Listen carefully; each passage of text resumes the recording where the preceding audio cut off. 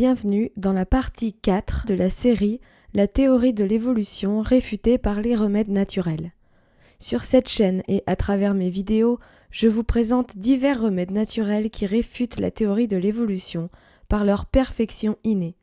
En dépassant leur aspect superficiel et en explorant leur constitution profonde, leur mode d'action ciblé et leurs vertus prodigieuses, vous pourrez découvrir et contempler la merveille de leur conception, l'harmonie de leur composition et l'ingéniosité de leur fonctionnement. Je vous propose ici un voyage dans le monde de l'infiniment petit pour observer les prodiges et les chefs-d'œuvre de la création que nous ne pouvons pas voir à notre échelle humaine, car c'est dans ce monde microscopique et invisible à l'œil nu que se trouve la clé de la réfutation de la théorie de l'évolution et la révélation d'une conception d'origine divine. Pour chaque remède que nous allons étudier, nous verrons d'abord sa composition, puis son fonctionnement et son mode d'action, et enfin les raisons pour lesquelles leur évolution n'est pas possible.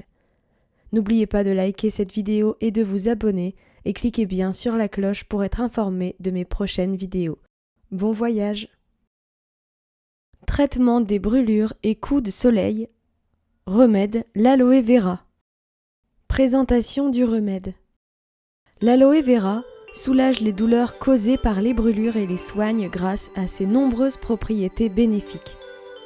Premièrement, vertu hydratante et refroidissante de l'aloe vera. Le gel d'aloe vera est composé de 99% d'eau, ce qui hydrate profondément la peau. En plus, l'application du gel d'aloe vera sur la peau crée une sensation de fraîcheur qui apaise immédiatement les brûlures. Analysons rapidement ce qu'est une brûlure. Lorsque la peau entre en contact avec une source brûlante, elle subit des dommages immédiats. La chaleur ou les produits chimiques modifient la structure des protéines dans les cellules de la peau, les rendant non fonctionnelles ou les détruisant. La chaleur ou les produits chimiques endommagent fortement les membranes cellulaires, ce qui entraîne une fuite du liquide qui les compose et provoque la mort cellulaire. Les cellules endommagées par les brûlures libèrent des substances comme l'histamine, ce qui va provoquer une réponse inflammatoire tout autour de la zone brûlée. Les vaisseaux sanguins se dilatent pour augmenter le flux sanguin vers la zone touchée, ce qui cause une rougeur et une chaleur. En même temps, les vaisseaux sanguins deviennent plus perméables, ce qui permet aux liquides et aux protéines qui sont à l'intérieur de s'échapper dans les tissus environnants et de s'accumuler dans les espaces entre les cellules. C'est ce qui provoque un gonflement, connu sous le nom d'œdème. La peau endommagée peut former des cloques pour protéger les couches sous-jacentes. Le corps commence alors à réparer les tissus en produisant de nouvelles cellules et en formant du tissu cicatriciel si nécessaire, car notre corps lui-même est un remède contre les attaques diverses qu'il peut subir. Soin par l'hydratation. Comme le gel d'aloe vera contient environ 99% d'eau, c'est une source d'hydratation extrêmement efficace. L'application du gel hydrate la peau brûlée, rétablit l'équilibre hydrique des cellules et réduit la sécheresse. Après une brûlure, les cellules de la peau perdent beaucoup d'eau, ce qui les rend sèches et endommagées.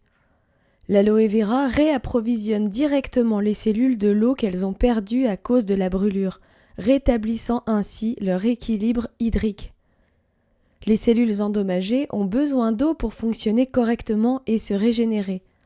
En recevant de l'eau grâce à l'aloe vera, elles retrouvent rapidement leur forme normale et leur fonctionnalité. Le gel d'aloe vera est riche en polysaccharides. Nous avons vu ce que c'était dans la vidéo partie 2 sur le psyllium, de longues chaînes de sucre qui ont la capacité de retenir l'eau. Ces composés vont former une fine couche protectrice à la surface de la peau. Le gel d'aloe vera contient également des mucilages, qu'on a vu également dans la vidéo sur le psyllium, qui sont ces substances visqueuses capables de retenir l'eau et de créer une barrière contre la perte aqueuse. Lorsqu'on applique du gel d'aloe vera sur la peau, les polysaccharides et le mucilage se répartissent donc en une fine couche protectrice sur la surface de la peau. Cette couche agit comme un film hydratant, empêchant l'eau présente dans la peau de s'évaporer. Elle retient ainsi l'eau des cellules fraîchement réhydratées par l'aloe vera en la piégeant sous cette barrière naturelle. Deuxièmement, action anti-inflammatoire. Quelles sont les conséquences inflammatoires d'une brûlure? Les brûlures endommagent les cellules de la peau, ce qui libère des substances chimiques comme l'histamine et les prostaglandines. Ces substances signalent au système immunitaire de déclencher une inflammation en commandant aux vaisseaux sanguins de se dilater et aux cellules immunitaires de se déplacer vers la zone touchée pour permettre à davantage de fluides, de protéines et de cellules immunitaires de quitter la circulation sanguine normale pour se diriger sur le site de la blessure. L'histamine et les prostaglandines libérées par les cellules endommagées par les brûlures sont responsables de l'augmentation de la sensibilité des nerfs en amplifiant la sensation de douleur dans les zones inflammées. Ce sont ces molécules qui rendent la zone brûlée extrêmement sensible, douloureuse, chaude et gonflée lors de l'inflammation. La réponse curative de l'aloe vera. Les composés actifs de l'aloe vera, comme les polysaccharides, agissent en bloquant la production des prostaglandines. Les molécules des polysaccharides se lient directement à l'enzyme responsable de la production des prostaglandines et empêchent son action. En inhibant cette enzyme, les composés de l'aloe vera réduisent la formation et la libération des prostaglandines, ce qui permet de diminuer l'inflammation ainsi que les symptômes associés comme la chaleur, les rougeurs, la douleur et la fièvre. Troisièmement, la stimulation de la guérison par les hormones de croissance. L'aloe vera contient des hormones naturelles de croissance qui sont les auxines, les cytokinines et les gibérellines. Ces substances stimulent la division cellulaire et la régénération des tissus, en particulier celle des cellules cutanées. Elles accélèrent donc la guérison des brûlures en régénérant les cellules déshydratées.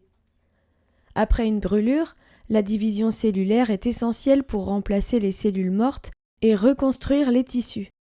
Les cytokinines ont justement la capacité de favoriser ce processus. Les gibérellines favorisent également la prolifération des fibroblastes, des cellules responsables de la production de collagène, un élément clé dans la restauration de la structure de la peau après une brûlure. Le collagène est essentiel pour renforcer les tissus nouvellement formés et rendre la peau plus résistante.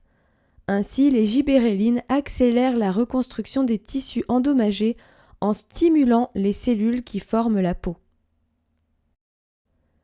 Quatrièmement, la fonction anti-infectieuse de l'aloe vera.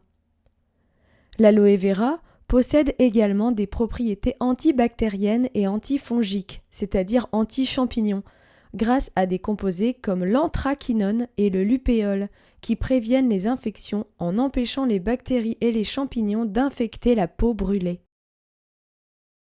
Comment une brûlure peut infecter la peau? La brûlure endommage la peau, qui est la première barrière de protection du corps contre les infections. Lorsque la peau est brûlée, elle perd sa capacité à empêcher les agents pathogènes extérieurs, comme les bactéries, les virus ou les champignons, de pénétrer dans les tissus, ce qui augmente considérablement le risque d'infection. La brûlure va donc provoquer la destruction de cette barrière cutanée et une accumulation de tissus morts et de liquides, comme des cloques ou de la peau morte, ce qui favorise la prolifération bactérienne. Les cellules mortes et nécrosées sur la surface de la brûlure sont un terreau idéal pour les bactéries, car elles fournissent des nutriments pour leur développement. Une brûlure peut également endommager, voire détruire les vaisseaux sanguins dans la zone touchée, réduisant ainsi le flux sanguin vers cette région, ce qui entraîne une diminution de l'apport en oxygène et en nutriments nécessaires à la guérison des tissus et au maintien d'une fonction immunitaire efficace. La réponse immunitaire dans la région affectée est donc affaiblie, car moins de cellules immunitaires sont apportées par le sang pour combattre les infections. Tout cela est un terreau idéal pour une invasion bactérienne. Les bactéries opportunistes, comme les staphylocoques dorés, les pseudomonas ou les streptocoques, peuvent rapidement coloniser une brûlure si la plaie n'est pas bien protégée. Ces bactéries peuvent provoquer une infection locale ou, dans les cas graves, se propager dans tout le corps en provoquant une septicémie. Comment les composés antimicrobiens présents dans l'aloe vera empêchent l'infection? L'aloe vera contient des composés tels que les saponines, les anthraquinones, le lupéole et des enzymes comme la bradykinase qui possèdent des propriétés antibactériennes, antivirales et antifongiques. Ces composés vont limiter la croissance des agents pathogènes qui peuvent causer des infections sur une brûlure ouverte. Ces composés sont efficaces contre des bactéries courantes comme le staphylocoque doré et le pseudomonas, qui sont souvent responsables des infections des brûlures. L'aloe vera agit donc comme un désinfectant naturel, nettoyant la plaie et réduisant le risque de prolifération bactérienne. Lorsqu'une brûlure se produit, le corps déclenche une réaction inflammatoire naturelle destinée à protéger et réparer les tissus lésés. Cependant, cette inflammation peut parfois devenir excessive, entraînant des effets secondaires indésirables, douleurs accrues, rougeurs marquées, gonflements importants et dans certains cas des lésions supplémentaires aux tissus sains environnants, notamment à cause d'un afflux massif de cellules immunitaires et d'une libération prolongée de médiateurs pro-inflammatoires. Parmi ces médiateurs, on trouve la bradykinine, un peptide qui augmente la perméabilité des vaisseaux sanguins, ce qui favorise l'œdème, donc le gonflement, intensifie la douleur et aggrave l'inflammation. C'est là qu'intervient la bradykinase, une enzyme présente dans l'aloe vera. Cette enzyme agit en dégradant la bradykinine, limitant ainsi ses effets néfastes. En neutralisant cette molécule, la bradykinase réduit la dilatation vasculaire et donc atténue le gonflement, la rougeur et surtout la douleur provoquée par une inflammation excessive. Grâce à ses propriétés régénérantes, hydratantes et anti-inflammatoires qui favorisent la réparation des tissus, préviennent la déshydratation de la peau brûlée et créent un environnement défavorable aux infections, l'application d'aloe vera sur une brûlure soulage rapidement la douleur, limite les complications inflammatoires et accélère la guérison tout en réduisant les risques d'infection. Sans oublier la lignine. La lignine est aussi un composant organique de l'aloe vera qui permet à tous les autres composés actifs de pénétrer plus profondément dans les tissus et d'agir sur les cellules. Un peu comme un accélérateur d'absorption. Nous l'avions vu aussi dans la vidéo numéro 2 sur le psyllium et le mucilage. C'est normal qu'il y ait des similitudes car l'aloe vera, comme le psyllium, est une plante à mucilage. Grâce à la lignine, les cellules deviennent donc plus réceptives aux nutriments et aux composés régénérateurs de l'aloe vera. Cette amélioration de la perméabilité permet une meilleure absorption de toutes ces autres substances bioactives citées avant, favorisant ainsi une régénération cellulaire plus rapide et plus efficace. Pourquoi l'aloe vera et ses composants ne peuvent pas être issus de l'évolution? Les différents composants de l'aloe vera interagissent ensemble de manière synergique. Les polysaccharides hydratants travaillent en conjonction avec les hormones naturelles pour favoriser la guérison. La lignine augmente la capacité d'absorption des cellules à ces actifs. La bradykinase restreint la réponse immunitaire excessive du corps, tandis que les composés antibactériens préviennent les infections. La présence simultanée de composants qui hydratent, apaisent, régénèrent, régulent et protègent la peau contre les infections sont le signe d'une convergence évidente des composés dans un but commun, soigner la brûlure. Ça ne laisse pas de place au hasard, ça relève clairement d'une conception réfléchie et fonctionnelle, et non d'un enchaînement aveugle de mutations aléatoires non organisées. Comment fonctionne cette synergie? Chaque type de composant dans l'aloe vera a un rôle bien spécifique, et tous ces composants travaillent ensemble de manière très coordonnée. Un peu comme les membres d'un groupe de musique, chaque musicien joue une partition spécifique sur un instrument différent de celui des autres, et pourtant ils jouent tous ensemble le même morceau. Ça ne viendrait jamais à l'idée de personne d'affirmer qu'une chanson jouée par un groupe ne serait le fruit d'aucune répétition, d'aucune partition, d'aucune volonté, d'aucune intention ni d'aucun projet de faire de la musique. C'est pourtant exactement de la même manière que fonctionnent les éléments naturels comme l'aloe vera. L'eau présente dans l'aloe vera réhydrate les cellules asséchées. Le mucilage forme une barrière protectrice pour maintenir l'eau. Les enzymes modèrent l'inflammation et nettoient les cellules mortes. Les composés antibactériens préviennent les infections. Et les hormones de croissance aident à régénérer la peau et les cellules. Et la lignine augmente la capacité d'absorption de tous ces actifs par les cellules. Plusieurs instruments qui jouent chacun leur partition, mais une seule musique finale.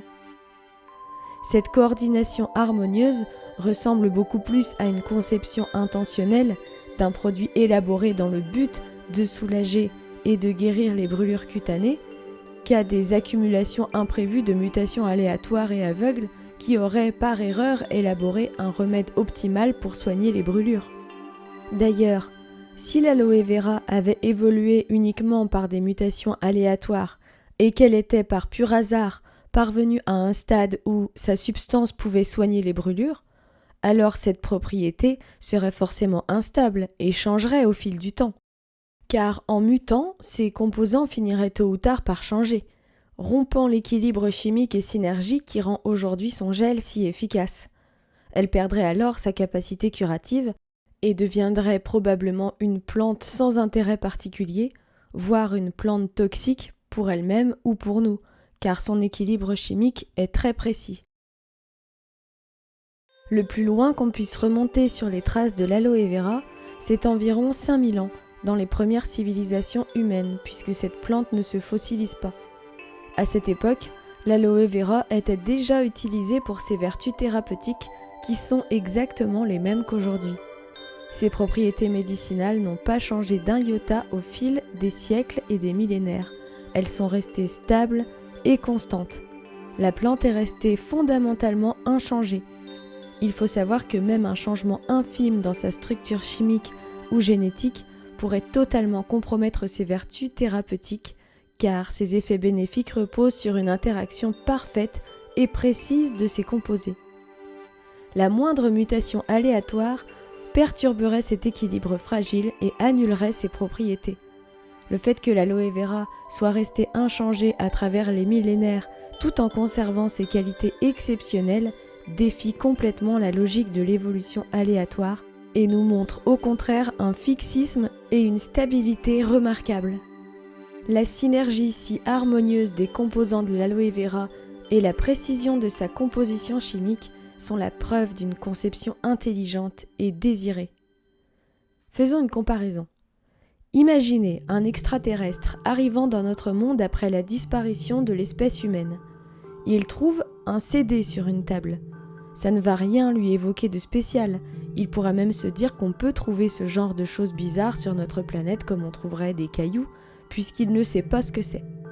Maintenant, imaginez qu'il visite une autre maison et qu'il trouve encore un disque sur une table, mais à côté, il trouve aussi une chaîne Hi-Fi avec des enceintes, une télécommande et un mode d'emploi. Il suit les instructions, met le disque dans le lecteur, appuie sur play et il entend de la musique. Qu'est-ce qu'il va se dire s'il est intelligent ? Il va se dire qu'il a forcément existé une vie intelligente sur Terre et que cette technologie est une de leurs créations, puisque tous les éléments fonctionnent ensemble dans un même but, et puisque tout est organisé et élaboré pour obtenir un résultat précis, écouter de la musique. L'intelligence est capable de reconnaître l'intelligence, sauf si l'esprit est déjà préalablement orienté vers une croyance de son choix sur laquelle il refuse de revenir pour des raisons qui lui sont propres. L'histoire de cet alien, c'est la même chose que pour les fonctions thérapeutiques de l'aloe vera, et que pour toutes les plantes dont nous pouvons nous servir dans tel ou tel but. Croire que ces éléments naturels se sont formés de façon anarchique, c'est comme croire que la présence de technologies avancées sur un lieu inhabité pourrait être la conséquence du temps et des conditions climatiques plutôt que des créations d'une ancienne civilisation, donc d'une intelligence et d'une organisation. Et nous avons encore ici affaire à la complexité irréductible. Les composants de l'aloe vera doivent fonctionner en synergie dès le début pour avoir un effet thérapeutique efficace, sinon ça ne sert à rien et c'est même potentiellement nocif pour la plante, voire mortel. L'aloe vera, la précision de sa composition, l'harmonie de la synergie de son fonctionnement, sa stabilité depuis aussi loin qu'on puisse la retracer dans l'histoire, la qualité et la puissance de ses vertus thérapeutiques, l'ingéniosité de sa composition et le but clair, net et précis vers lequel toute son essence converge, prouvent que cette plante est un remède naturel, conçu comme tel, et non pas une évolution fortuite, accidentellement métamorphosée. Dans les pharmacies, vous trouverez plusieurs plagiats de l'aloe vera sans que jamais son véritable auteur ne soit mentionné. La biafine, le dexéryl, la cicaplaste B5, la cicatridine, le bipantène, etc. Et il existe des milliers d'autres exemples de remèdes naturels plagiés sur la création. Conclusion de cette série de vidéos sur les remèdes naturels qui réfutent l'évolution.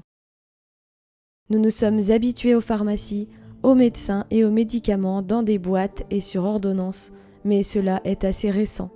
Avant, pendant des millénaires, l'homme a utilisé les créations de Dieu pour se soigner naturellement, car il savait qu'elles étaient faites pour ça. C'est une bonne chose d'avoir accès à tous ces médicaments, mais il est important de se rappeler leur origine. Ces médicaments ne sont pas des inventions humaines, comme la médecine moderne voudrait nous le faire croire silencieusement. En réalité, les médicaments sont fabriqués en imitant des processus chimiques qui existent déjà dans la nature. Autrement dit, ils sont synthétisés de façon artificielle, mais leur origine reste toujours naturelle. Les humains fabriquent les médicaments modernes, mais les molécules actives qu'ils contiennent ont toutes été créées par Dieu, le véritable créateur. Ce qui nous empêche de le voir, c'est l'usage de noms techniques et compliqués que l'homme moderne a inventés pour désigner ces substances. Ces noms à rallonge, inscrits sur les boîtes et les notices, donnent l'impression que les médicaments sont des inventions purement humaines élaborées en laboratoire exclusivement. Pourtant, ces molécules actives et ces composés chimiques sont la plupart du temps issus de substances naturelles ou d'extraits de plantes.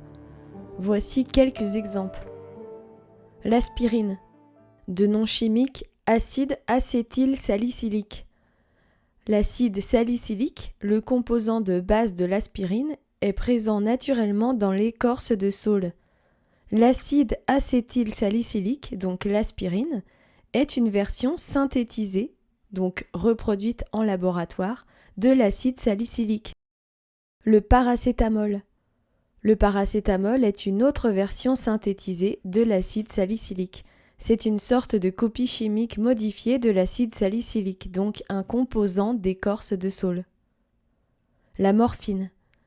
La morphine est un alcaloïde naturel extrait de l'opium, obtenu à partir de la sève du pavot. La morphine est un produit totalement naturel, ce n'est même pas synthétisé en laboratoire. L'ibuprofène. L'ibuprofène est un dérivé de l'acide propionique. L'acide propionique se trouve naturellement dans certains produits fermentés comme les fromages, où il est produit par des bactéries lors de la fermentation. Il est également produit dans l'intestin humain par la fermentation de fibres alimentaires par les bactéries du microbiote. L'ibuprofène a été fabriqué en modifiant la structure chimique de l'acide propionique pour ajouter des propriétés thérapeutiques spécifiques, anti-inflammatoires, analgésiques et antipyrétiques. L'acide propionique est donc le point de départ pour la synthèse de l'ibuprofène et c'est un produit naturel. Un autre exemple, regardez la composition de cette pommade qui est presque entièrement naturelle mais dont les noms de molécules figurant sur la notice vous donnent l'impression qu'il s'agit d'inventions totalement humaines. La pommade Saint-Bernard, que j'utilise assez souvent et qui fonctionne très bien d'ailleurs. Salicylate d'isoamyle. C'est un composé organique de la famille des esters. Naturellement présent dans certaines plantes et fleurs, il se forme par la réaction entre l'acide salicylique et l'alcool isoamylique, 2 substances que l'on retrouve dans les parties odorantes de certaines espèces végétales, notamment des fleurs. Camphre racémique. C'est un mélange de 2 sortes de camphre, donc 100% naturel. Lévomenthol. C'est un composé organique qui provient des huiles essentielles de menthe poivrée et de menthe des champs, connues pour leurs vertus rafraîchissantes et anesthésiantes contre les douleurs. Oléorésine de capsicum. C'est une substance naturelle extraite des piments. Acide stéarique. C'est du suif, donc de la graisse de bœuf. Ça peut être aussi de la graisse végétale. Monostéarate d'éthylène-glycol. C'est un épaississant émulsifiant obtenu par un mélange d'acide stéarique, donc de suif, donc de graisse de bœuf, et d'oxyde d'éthylène, qui est un dérivé de pétrole ou de gaz naturel oxydé. Paraffine légère liquide. C'est de l'huile de pétrole en gros, donc distillée et purifiée en laboratoire, mais obtenue à partir de pétrole naturel, etc. Faites l'expérience chez vous. Prenez une boîte de médicaments, prenez la liste des composés et cherchez sur Internet les traductions de ces noms à rallonge. Et vous verrez que tous les composés proviennent de la nature ou en sont des imitations. Sauf quelques cas où vous ne trouverez rien car la formule est protégée par un brevet ou par des secrets commerciaux. Le fait que tous ces remèdes naturels existent dans la nature en réponse à nos multiples problèmes de santé nous montre la bienveillance de Dieu envers nous, ses enfants. Et la composition des remèdes qu'il nous a donnés nous montre la cohérence de ses créations, conçues et pensées de façon sensée, organisée et harmonieuse. Ces remèdes parfaits sont évidemment le fruit de la création intentionnelle d'un créateur et non pas le fruit d'une succession d'événements chaotiques aveugles qui à chaque fois aboutiraient à des résultats ordonnés, fonctionnels et optimales par pure coïncidence. C'est évident, ces solutions naturelles portent la marque d'une intelligence qui a voulu notre bien. Nous vivons au cœur d'une immense pharmacie à ciel ouvert. La nature déborde de remèdes, de merveilles et de solutions ingénieuses, toutes pensées pour prendre soin de nous. Elle nous soigne, nous nourrit, nous offre l'oxygène que nous respirons. Elle nous habille avec le coton et le lin, nous permet d'écrire grâce aux arbres transformés en papier. Elle réjouit nos papilles avec une profusion de fruits aux saveurs infinies, nous apaise avec le thé, les infusions de plantes ou de fleurs, nous réveille avec le café et parfume nos desserts de ses arômes délicats. Ou bien elle nous ravit simplement les yeux par sa beauté démesurée. Tout en elle semble fait pour nous avec une générosité immense et silencieuse. Tant d'usages, tant de fonctions, tant de vertus, tant de parfums, de couleurs, de formes, d'arômes, tant d'ingéniosité dans chaque détail, tant d'espèces différentes, tant de modes de reproduction uniques, de cycles précis, de modes de communication élaborés et d'équilibres subtils. Tout semble savamment orchestré comme un langage silencieux inscrit dans chaque cellule du vivant qui crie « Je suis là ». Il y a dans la création une telle abondance, une telle précision que l'esprit humain ne peut pas en saisir toute la portée. C'est une intelligence d'un autre ordre, infinie, insondable. L'homme avec ses limites a du mal à concevoir qu'une intelligence supérieure à la sienne puisse exister. Et pourtant, tout autour de lui, la nature déborde de preuves éclatantes de cette intelligence. Ce n'est pas que l'intelligence de Dieu est simplement plus grande, c'est qu'elle dépasse tout ce que l'homme peut même imaginer. Tout cela nous dépasse, c'est trop vaste, trop parfait, trop ordonné, trop ingénieux.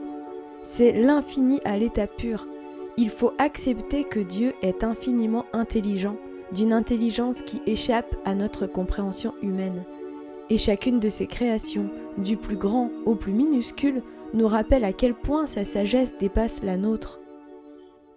Mes pensées ne sont pas vos pensées, et vos voix ne sont pas mes voix, déclare l'Éternel. Autant les cieux sont élevés au-dessus de la terre, autant mes voix sont élevées au-dessus de vos voix, et mes pensées au-dessus de vos pensées. Dieu a créé cette diversité presque infinie pour la donner à l'homme, pour éveiller en lui l'admiration et pour que l'homme lui rende en admirant la sagesse qui les a faites, en le remerciant et en l'aimant pour tous ses dons admirables et gratuits. Chaque détail, chaque beauté, chaque bienfait est un don, offert gratuitement par pure bonté. Et pourtant, aujourd'hui, l'homme regarde cette œuvre magistrale comme le simple fruit du hasard, du chaos, du rien. Il attribue ces merveilles aux créatures elles-mêmes comme si elles s'étaient opérées, transformées ou perfectionnées toutes seules. Quelle tristesse pour Dieu, qui est ignoré, rejeté et insulté alors qu'il a fait tout ça pour nous combler de cadeaux et pour nous donner ce dont nous avons besoin. Quelle tristesse, quelle ingratitude envers celui qui dans son amour a tout fait pour nous combler et se voit ignoré, rejeté et insulté alors que tout autour de nous crie sa présence et sa générosité. Dieu dit encore : « Voici, je vous donne toute herbe portant de la semence, et tout arbre ayant en lui du fruit d'arbre et portant de la semence. Ce sera votre nourriture. Et à tout animal de la terre, à tout oiseau du ciel et à tout ce qui se meut sur la terre, ayant en soi un souffle de vie, je donne toute herbe verte pour nourriture. » Puis l'Éternel Dieu planta un jardin en Éden, du côté de l'Orient, et il y mit l'homme qu'il avait formé. L'Éternel Dieu fit pousser du sol des arbres de toute espèce, agréables à voir et bons à manger, et l'arbre de la vie au milieu du jardin, et l'arbre de la connaissance du bien et du mal. Qu'est-ce que l'homme pour que tu te souviennes de lui, et le Fils de l'homme pour que tu prennes soin de lui? Tu l'as fait de peu inférieur à Dieu, et tu l'as couronné de gloire et d'honneur. Tu lui as donné la domination sur les œuvres de tes mains, tu as tout mis sous ses pieds. Les cieux sont les cieux de l'Éternel, mais il a donné la terre au Fils de l'homme. Recommande à ceux qui sont riches dans le présent siècle de ne pas être orgueilleux et de ne pas mettre leur espérance dans des richesses incertaines, mais de la mettre en Dieu qui nous donne avec abondance toutes choses pour que nous en jouissions. Mais l'homme moderne est un animal orgueilleux qui peine à reconnaître plus grand que lui. Il ne supporte pas l'idée qu'une intelligence lui échappe, qu'elle soit trop vaste, trop élevée pour être saisie par sa raison. Et cette incapacité le rend amer face à ce qu'il ne peut ni expliquer ni contrôler. Alors, par orgueil et par envie, l'homme préfère se dire que toute cette profusion d'ingéniosité n'est que le fruit du hasard et provient du néant. Il se convainc que des combinaisons accidentelles venues de nulle part ont fini par fonctionner sans raison, sans intention ni sans but, une suite d'erreurs. Heureuses peut-être, mais des erreurs quand même. C'est plus confortable à accepter que d'admettre qu'une intelligence supérieure l'a précédée. Alors pour ne pas avoir à se confronter à une intelligence supérieure à la sienne, l'homme moderne écarte Dieu. Il préfère se choisir un rival inoffensif, le hasard. Un adversaire sans volonté, sans esprit, qui ne remet pas en cause sa supériorité. Ainsi rassuré et débarrassé de Dieu grâce à la théorie de l'évolution, l'homme peut continuer à se croire le sommet de l'intelligence, seul maître dans un univers sans créateur.